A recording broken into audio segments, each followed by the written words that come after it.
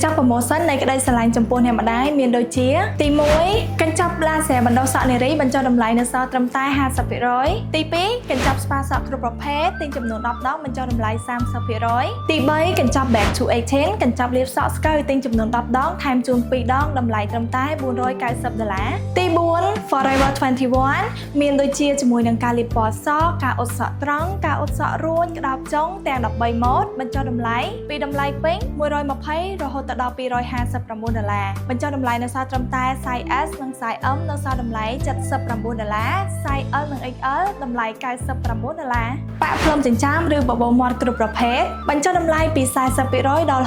65% និងមានតម្លៃត្រឹមតែ$79ឡើងតែប៉ុណ្ណោះចំណាំរាល់ការវាយតម្លៃផ្កាយនៅលើ Google Map នឹងទទួលបាន voucher $5ភ្លាមៗពី Maypal ប្រម៉ូសិនសម្រាប់ផលិតផលនៅក្នុងឱកាសទិវាម្ដាយអន្តរជាតិទី1រាល់ការជាវផលិតផលពីខាងហាងចាប់ពីតម្លៃ$65ឡើងថែមជូនសាប៊ូលាងដៃចំនួន1ដបទី2សម្រាប់ការជាវតាមរយៈអនឡាញមានថែមជូនសាប៊ូលាងដៃចំនួន1ដបនិងថែមការដឹកជញ្ជូនដោយឥតគិតថ្លៃ